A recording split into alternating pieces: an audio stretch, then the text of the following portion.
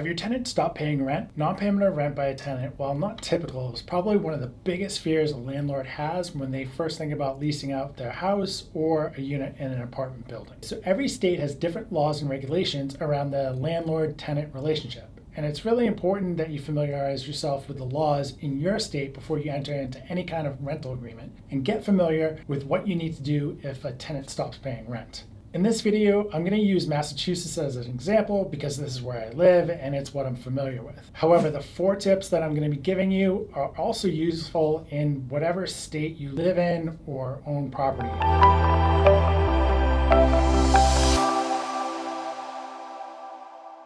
Hey guys, this is Andy with Treetop Estate Solutions. Every day I'm talking to homeowners and a large percentage of them are landlords. Fortunately, most of them have really good tenants that are paying on time and not causing any kind of headaches. But every now and then I hear about a tenant maybe now or in the past that was a nightmare, or the current tenant that isn't paying any rent and therefore the owner can't pay their mortgage. That's a double whammy. Now, before I dive into those 4 tips, let's cover some basics. First, what is an eviction?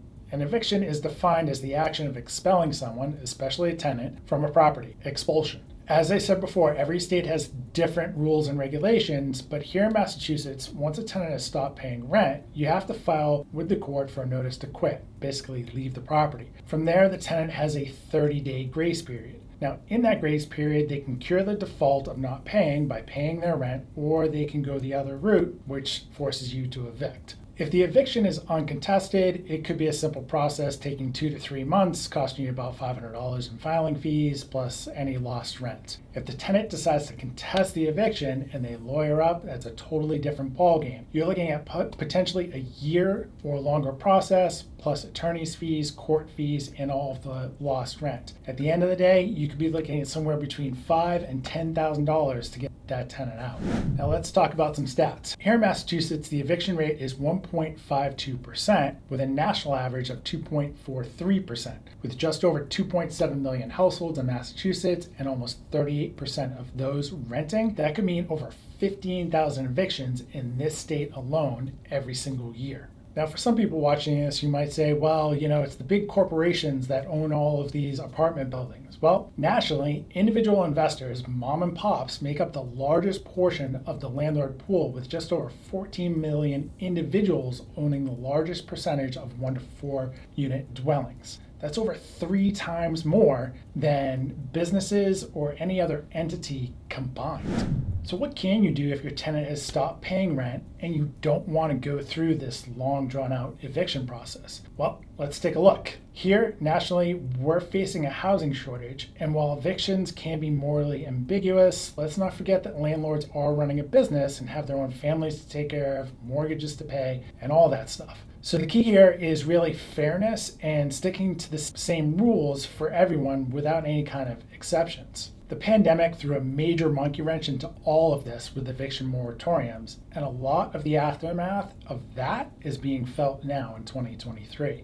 All right, enough chit chat, numbers, definitions. Let's talk about my number one thing for getting a tenant out peacefully without going through the eviction process. It's called cash for keys. While certainly not new, it is a genius concept if you ask me. And I'm sure there will be others that watch this and say, yeah, I've heard of that one, and I know what you're thinking. Why would I give them money when they're not paying rent? Well, it's actually pretty simple if you think about it. You don't want them trashing your property while you're trying to get them out. And trust me, they know what's coming and might just decide to go crazy. Plus, the sooner you get them out, the sooner you can get paying tenants in. How do you enter into this? Conversation could start like this. So, Billy, here's the deal. Instead of wasting money on an eviction lawyer, which can stain your record and credit, affecting future renting opportunities, I can give you, 50, 80, 100% of that money that I would have to spend, help you to find your next place, no lawyers, no damage, no problem, right? And guess what? This method works like 80 to 90% of the time.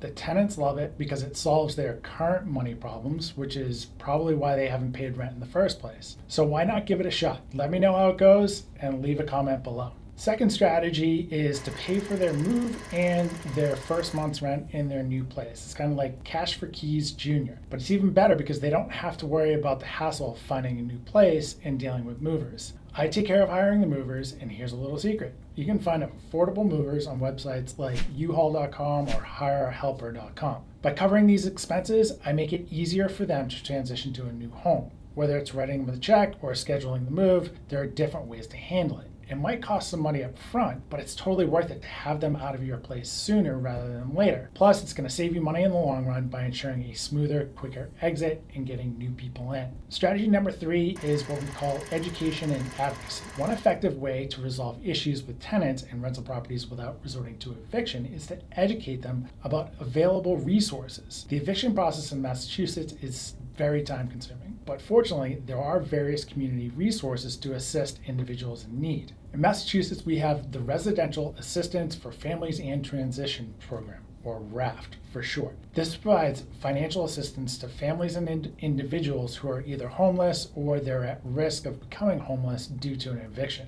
By providing tenants with links to rental assistance programs, you can guide them through the process and help them receive the financial aid they require. Many times, tenants who are unable to pay their rent are simply just not aware of the programs that are available to them to help assist. Therefore, it's crucial for landlords to be familiar with these resources and have them readily available. There are certain qualifications that you have to meet for the program, but if you'd like help navigating this, leave a comment below or contact us directly. All of our information is of course, below. Don't wait until the last minute to search for these options. Even if all of your tenants are currently paying their rent on time, it's really essential to establish some sort of standard operating procedure and be prepared for any sort of unforeseen circumstances. In the next session, I'm going to discuss how to effectively communicate and provide support to tenants in such situations, because at some point, it's likely to happen to just about every landlord.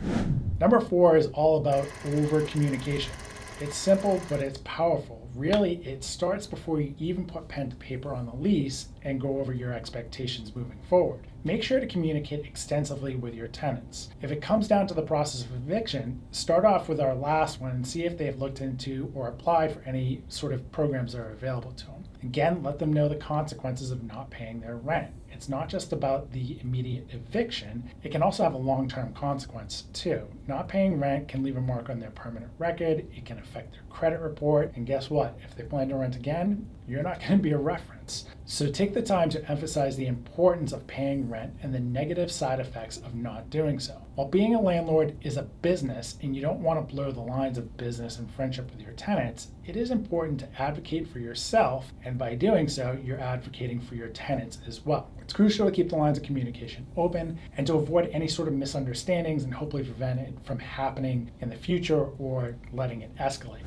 All right, so let's wrap this up. We have 4 ways to remove a tenant without having to go through the eviction process. Number 1 we talked about is cash for keys. Number 2, we're going to help pay for their moving expenses and maybe their first month's rent. Number 3, we're going to educate and advocate finding local assistance programs for them. And number 4 is to over-communicate. And really, first and foremost, set yourself up for success having a thorough screening process from the beginning and a solid lease set up by a local real estate attorney in the state that you live in. All right, that's it for now. If you found these tips helpful, please like the video and subscribe to our channel for more helpful tips on real estate and everything that gets involved in it. Until next time, we'll see you in the next video.